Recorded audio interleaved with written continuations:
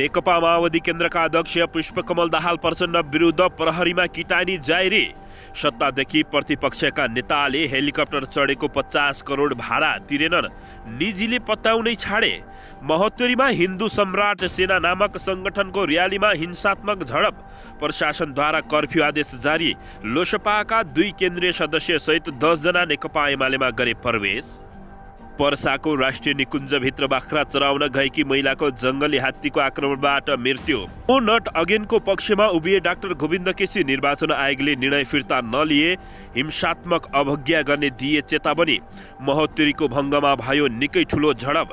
हेटौडा स्थित होटेलमा आगलागी, 5 वटा ग्यास सिलिन्डर विस्फोट।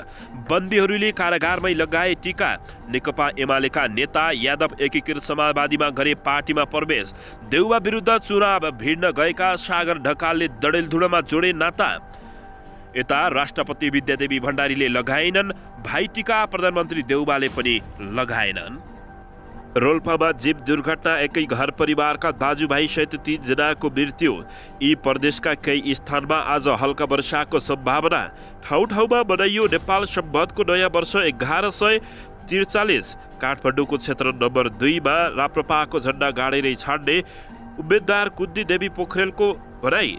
निर्वाचनमा एकबद्धता भएर लाग्न प्रधानमन्त्री शेरबहादुर देउबाको निर्देशन। नो नट अगेनमा अंकुश लगाउने निर्वाचन आयोगको प्रयासमा सर्वत्र विरोध। किन विवादित हुँदैछ त एकपछि अर्को, यसबारे सम्पूर्ण जानकारी। चाडपर्वमा कोरोनाको नयाँ भेरिएन्ट फैलिने जोखिम, स्वास्थ्य मापदण्ड अवपालना गर्न सरकारको आग्रह।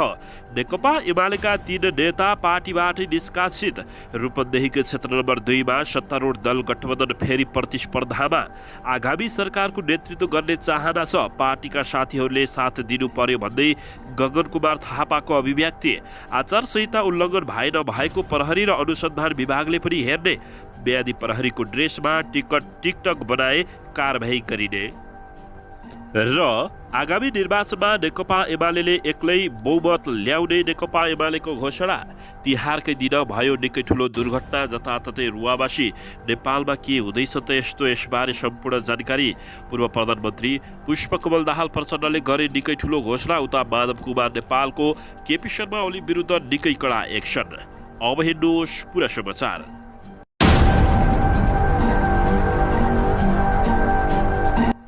दर्शक महानुभावहरू नमस्कार। नेपाली न्युज टिभीको न्युज बुलेटिन खबरमा यहाँहरूलाई हार्दिक स्वागत छ। सदाझै आज पनि तपाईँहरूमाझ देश तथा विदेशका महत्त्वपूर्ण समाचार अपडेटका साथ उपस्थित भइसकेका छौँ। दर्शक महानुभावहरू, तपाईँहरूले हामीलाई कहाँदेखि हेर्दै हुनुहुन्छ, नेपाल भए जिल्ला र ठाउँको नाम लेख्नुहोला। यदि विदेशमा हुनुहुन्छ भने आफू रहेको देशको नाम पनि लेख्न नभुल्नुहोला। र हाम्रो च्यानल नेपाली न्युज टिभीलाई अहिलेसम्म पनि सब्सक्राइब गर्नु भएको छैन भने सब्सक्राइब गर्नुहोला, साथै सँगै रहेको बेल आइकनलाई दबाउन पनि नभुल्नुहोला। आउनुहोस् दर्शक महानुभावहरू, आजको विशेष खबरतर्फ लागौँ। दर्शकबिन नेकपा माओवादी केन्द्रका अध्यक्ष पुष्पकमल दाहाल प्रचण्ड विरुद्ध प्रहरीमा किटानी जारी परेको छ। पूर्व प्रधानमन्त्री समेत रहेका पुष्पकमल दाहाल प्रचण्ड विरुद्ध द्वन्द्व पीडित ज्ञानेन्द्र राज आरणले जाहेरी दिएका हुन्। आफ्ना पिता टीकाराज आरणलाई 2057 फागुन 16 गते रामेछापको साबिक पुराना गाउँ 5 हाल मन्थली नगरपालिका 9 मा साँझ 7 बजे माओवादीले गोली हानेर हत्या गरेको भन्दै पुष्पकमल दाहाल प्रचण्ड विरुद्ध प्रहरी प्रधान कार्यालय नक्सालमा जाहेरी परेको छ। द्वन्द्वकालमा मारिएका 17,000 मध्ये 5,000 को जिम्मा म लिन्छु, बाँकीको जिम्मा तत्कालीन राज्य पक्षले लिनुपर्ने जिकिर गर्दै पुष्पकमल दाहाल प्रचण्डको यस्तो भनाइ आएको थियो। मेरो पिताजी टीकराज आरणको हत्या सम्बन्धमा आएको केही सिफारिसको कार्यान्वयन र पीडितको अवस्था अध्ययन प्रतिवेदन 2075 राष्ट्रिय मानव अधिकार आयोग हरिहर भवन ललितपुर नेपालको प्रि 2636 मा प्रण्ड दिनु कानुन धर्म र मानवीय पक्षबाट गलत भन्ने उल्लेख भएको पाइन्छ। जाहेरीको कसुरसँग सम्बन्धित अन्य विवरणमा भनिएको छ, बाँकी मारिएका 12,000 को कारक पनि प्रचण्ड नै हो। त्यसै गरी द्वन्द्वकाल बेपत्ता पारिएका, अङ्गभङ्ग कब्जा गरिएका, विस्थापित चल सम्पत्ति चल अचल सम्पत्तिमा लुटपाट परेका बाल सैन्य भर्ती लगायतका अमानवीय कार्यको पूर्ण सम्पूर्ण जिम्मा प्रचण्डले लिनुपर्छ यस्तो बताइएको छ। द्वन्द्वकालमा नेकपा माओवादी केन्द्रद्वारा अपहरण गरी यातना दिँदै गोली प्रहार गरी जायरीवालाको पिताजी टिकराज अरहणको हत्या भएको र जिल्ला प्रहरी कार्यालय रामेछापले पनि घटनाको अभिलेख राखी पीडित पक्ष र साक्षीसँग बयान लिएको जायरीमा उल्लेख गरिएको छ। तिहार बिदाका कारण आफूले इमेल मार्फत जायरी दर्ता गराएको अरहणले जानकारी दिएका छन्। यसअघि उनले राष्ट्रिय मानव अधिकार आयोगमा पनि पुष्पकमल दाहाल प्रचण्ड विरुद्ध जाहेरी दिएका थिए। दर्शकबिन यसैबीच आउनु अर्को समाचारतर्फ लागौं। महोत्तरीमा हिन्दू सम्राट सेना नामकको एक संगठनले निकालेको र्यालीको क्रममा हिंसात्मक हिंसा भड्किएको छ।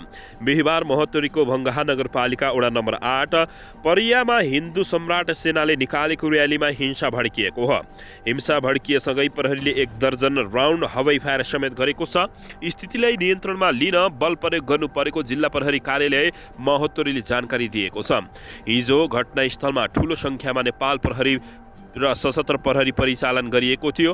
हिंसा भड्किएको महोत्तरीको भङ्गाहा नगरपालिका क्षेत्रमा कर्फ्यू आदेश जारी भएको जिल्ला प्रशासन कार्यालय महोत्तरीले जानकारी दिएको छ। भङ्गाहा नगरपालिका वडा नम्बर 8 को दक्षिणमा परियाको सम्पूर्ण क्षेत्र, उत्तर पूर्वमा ब्रह्मस्थान परिया, उत्तरमा धरमपुर भन्दा दक्षिण पूर्वमा लोहारपट्टी नगरपालिकाको वडा नम्बर 1 मा पर्ने बगडा चोक, पश्चिममा इलाका प्रहरी कार्यालय लोहारपट्टी स्थित पुलसम्म प्रशासनले कर्फ्यू आदेश जारी गरेको हो। दिउँसो 3 बजेबाट लगाइएको कर्फ्यू अर्को आदेश जारी नभएसम्म जारी रहने खबर प्राप्त भएको छ। दर्शकबिन यसैबीच आउन सरको समाचारतर्फ लागौं। चिकित्सा क्षेत्र सुधारका अभियन्ता डाक्टर गोविन्द केसीले नो नट अगेन अभियानको पक्षमा उभिएका छन्। डाक्टर गोविन्द केसीले बिहिबार एक विज्ञप्ति जारी गर्दै डाक्टर गोविन्द केसीले निर्वाचन आयोगको निर्णयको विपक्षमा उभिएका हुन्। उनले राष्ट्रिय राजनीतिलाई वर्षौंदेखि कब्जा गरी बसेको भ्रष्ट सिन्डिकेटको निरन्तरताका लागि निर्वाचन आयोगका पदाधिकारीहरूले पदीय दुरुपयोग गरी गुलामी गरेको आरोप लगाएका छन्। सो अभियानलाई पूर्ण निषेध गर्ने कुस्थित उद्देश्य गर्नुका लागि सम्बन्धित सामाजिक सञ्जाल प्रयोगकर्ताहरूलाई फौजदारी कानुनको दुरुपयोग गरी कडा सजाय गर्ने गराउने स्पष्ट मनसाय प्रकट गरी निर्वाचन आयोगले यही कार्तिक 8 गते जारी गरेको विज्ञप्ति प्रति हामी गम्भीर खेद प्रकट गर्न चाहन्छौँ उनले बताएका छन्। वर्तमान राष्ट्रिय राजनीतिलाई वर्षौंदेखि कब्जा गरिएर बसिरहेको भ्रष्ट सिन्डिकेटको निरन्तरताका लागि निर्वाचन आयोगका पदाधिकारीहरूले पदीय दुरुपयोग गरी गुलामी गरेको स्पष्ट हुन्छ, डाक्टर गोविन्द केसीले बताएका छन्। उनले निर्वाचन आयोगले आम नागरिकको विचार तथा अभिव्यक्तिको स्वतन्त्रतामा अंकुश लगाउनेतर्फ उद्धृत रहेको र आत्मालोचना सहित विज्ञप्ति तत्काल फिर्ता लिन आग्रह गरेका छन्। डाक्टर गोविन्द केसीले निर्वाचन आयोगबाट प्रकट भएको धम्की युक्त चेतावनीको व्यवस्था गरी आम नागरिक तथा राजनीतिक अधिकारको रक्षाको खातिर उक्त विज्ञप्तिको अहिंसात्मक रूपमा अवज्ञा हुने चेतावनी समेत उनले दिएका छन्। दर्शकबिन यसैबीच यता हेटौडा उपमहानगरपालिका वडा नम्बर 10 स्थित बस पार्क नजिकको होटलमा हिजो दिउँसो आगो लागि भएको छ। जिल्ला प्रहरी कार्यालय मकवानपुरका अनुसार तिहारको बेला होटल मालिक मीना शाह होटल बन्द गरी अन्यत्र गएका बेला अचानक आग लागि भएको हो। सो क्रममा एकपछि अर्को गरी 5 वटा ग्यास सिलिन्डर विस्फोट भएको प्रहरीले जानकारी दिएको छ। घटनापछि हेटौडा उपमहानगरपालिकाको 2 वटा दमकलले 1 घण्टा आगलागीमा नियन्त्रणमा लिएको थियो। आगलागीबाट तरकारीको थोक बजारमा केही क्षति पुगेको बताइएको छ। प्रहरीले आगलागीबाट मानवीय क्षति नभएको र होटलमा पूर्ण रूपमा क्षति हुन पुगेको तथा भौतिक क्षतिको विवरण आइ नसकेको जानकारी दिएको छ। प्रदेश तथा प्रतिनिधि सभाको निर्वाचन घोषणा सुरु हुनु अघि नै सामाजिक सञ्जाल सुरु भएको थियो नो नट अगेन अभियान। पूर्व प्रधानमन्त्री केपी शर्मा ओली, पुष्पकमल दाहाल प्रचण्ड, माधव कुमार नेपाल, झलनाथ खनाल, बाबुराम भट्टराई र अहिलेका प्रधानमन्त्री शेरबहादुर देउवालाई अब चुनावमा जिताउन नहुने भन्दै फोटोसहितको पोस्ट चर्चित भएको थियो। तर निर्वाचन आयोगले भने मतदानको करिब 3 सप्ताहको समय बाँकी रहँदा उक्त अभिव्यक्तिमा अंकुश लगाउने प्रयास गरेको छ। दर्शक महानुभावहरू, नो नट अगेनमा अंकुश लगाउने निर्वाचन आयोगको प्रयासमा नेपाली जनताहरूले सर्वत्र विरोध गरिरहेका छन्। दर्शक महानुभावहरू, मंगलबार विज्ञप्ति जारी गरेर अभियानको फेसबुक पेज बन्द गर्ने चेतावनी दिएको छ। पेज बन्द नगरे विद्युतीय कारोबार ऐन अनुसार कारबाही गर्ने चेतावनी निर्वाचन आयोगले दिएको छ। 1 लाखसम्म जरिमाना तथा 5 वर्षसम्म कैद हुने भन्दै निर्वाचन आयोगले नो नट अगेनको अभियान तत्काल बन्द गर्न निर्देशन दिएको छ। नेताहरूको बारेमा विभिन्न लान्छनापूर्ण अभिव्यक्ति तथा भ्रमक र दोषपूर्ण श्रव्य सामग्री प्रकाशन गरेको प्रति निर्वाचन आयोगको गम्भीर ध्यानाकर्षण भएको छ। निर्वाचन आयोगले जारी गरेको विज्ञप्तिमा उल्लेख गरिएको छ, भ्रमक सामग्री अभियानको फेसबुक पेजबाट सेयर भएको आयोगको दाबी रहेको छ। दर्शकबिन, यसैबीच यसको निकै नेपाली जनताहरूले चर्को आलोचना समेत गरिरहेका छन्। निर्वाचन आयोगको उक्त निर्देशनको सामाजिक सञ्जालमा चर्को आलोचना भएको छ। विवेकशील साझा पार्टीका पूर्व नेता तथा पूर्वाधार विज्ञ सूर्यराज आचार्यले निर्वाचन आयोगले आफ्नो निर्णय पुनर्विचार गर्नुपर्ने बताएका छन्। नो नट अगेनको बारेको निर्वाचन आयोगको निर्देशन युक्तिसँग देखिएन। पुनर्विचार गरिए साथै नो नट अगेन अभियानले दलका टाउके नेता मात्र होइन, विदेशी स्वार्थीका एजेन्डामा निर्लज्ज तवरले घोक्रो फुल्याउने र अन्य छोटे काटाका मनुवाहरूलाई पनि समेटोस्, आचार्यले ट्विटरमा भनेका छन्। निर्वाचन आयोगको उक्त निर्णय संविधानमा भएको अभिव्यक्ति स्वतन्त्रताको हक विपरीत भएको भन्दै विभिन्न राजनीतिक दलका नेताहरूले नै विरोध गरेका छन्। नेकपा एमालेका नेता भीम रावलले संविधानको धारा 17 को विचार अभिव्यक्ति स्वतन्त्रता विपरीत भएको तर्क गरेको छ। कसैलाई मतदान गरौँ वा नगरौँ भन्न नपाइने भए निर्वाचन आयोगले शीर्ष ठानेका नेताहरूलाई अहिले नै विजय घोषणा गरिदिए कसो होला। यद्यपि निर्वाचन आयोगको भनाइ नेपालको संविधानको धारा 17 को विचार र अभिव्यक्तिको स्वतन्त्रता र 19 को सञ्चारको हक विरुद्ध रहेको भीम रावलको भनाइरहेको छ।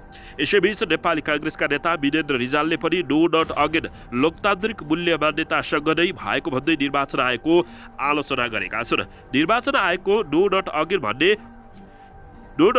भन्ने विचार लोकतान्त्रिक मूल्य मान्यतासँग छ। यस बारेमा निर्वाचन आयोगले दिएको निर्देशन युक्तिसँग छैन, पुनर्विचार होस्, ट्विटर गर्दै रिजालले भनेका छन्।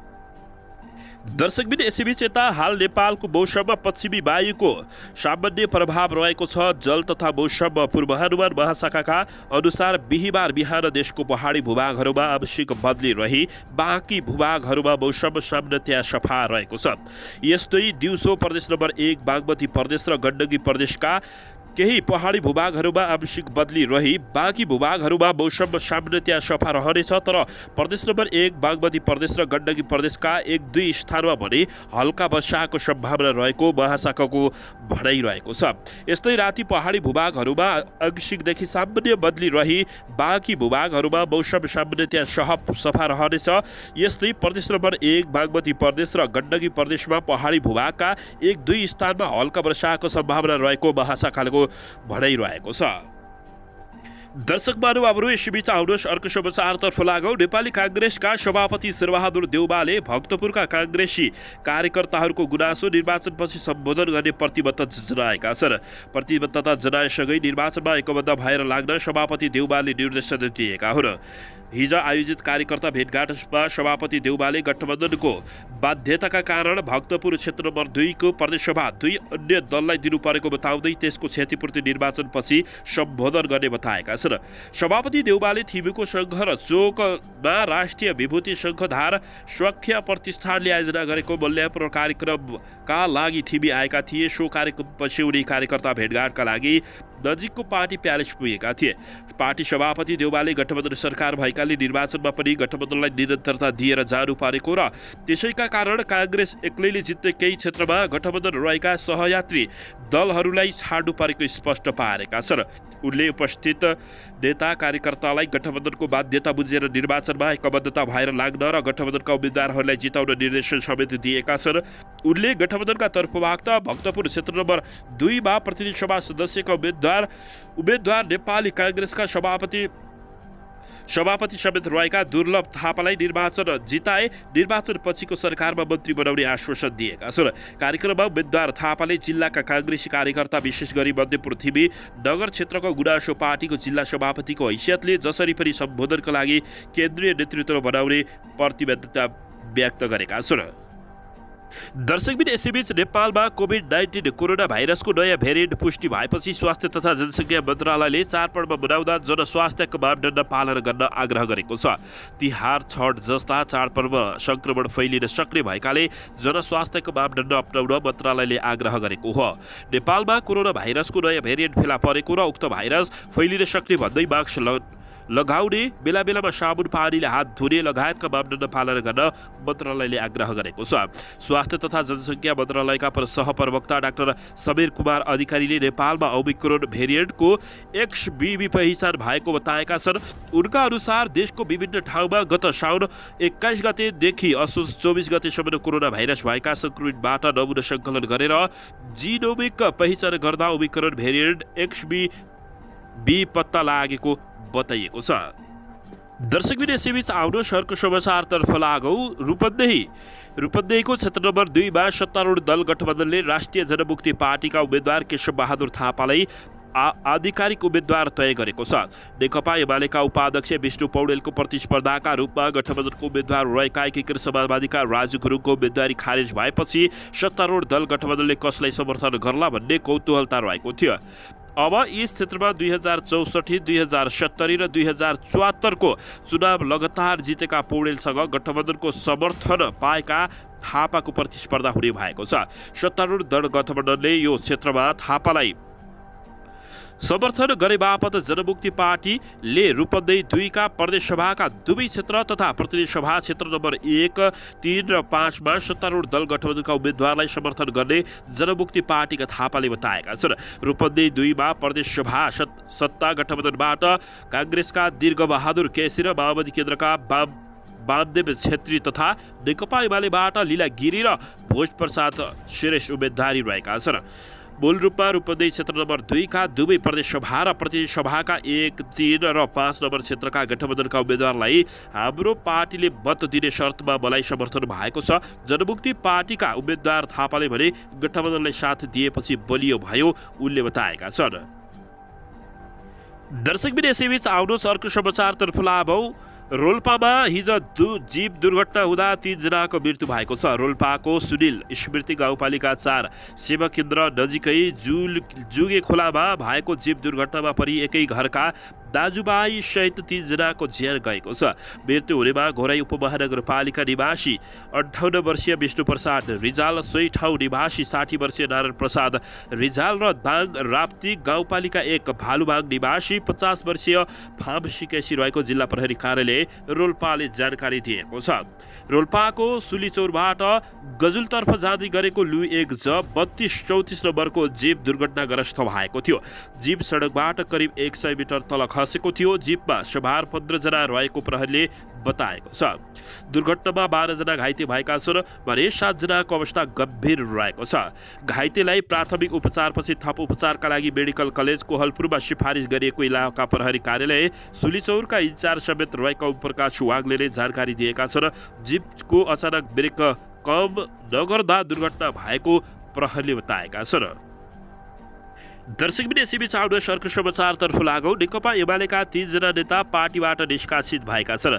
नेकपा एमालेको सुदूरपश्चिम प्रदेश कमिटीले पार्टीको अनुशासन उल्लङ्घन गरेको भन्दै प्रदेश कमिटीका सदस्यहरू जयराज पाण्डे, कञ्चनपुर प्रेम शाह, डोटी र एघेराज बास्तोला कैलालीलाई निष्कासित गरेको हो। उनीहरूले पार्टीका विधानको धारा 81(1) बमोजिम साधारण सदस्य समेत नरहने गरी पार्टीबाटै निष्कासन गरेको प्रदेश सचिव धर्मराज पाठकले जानकारी दिएका छन्। उनीहरूले आसन्न सांसदीय निर्वाचनमा पार्टीको आधिकारिक उम्मेद्वार विरुद्ध गतिविधि गरेको नेकपा एमालेको भनाइरहेको छ।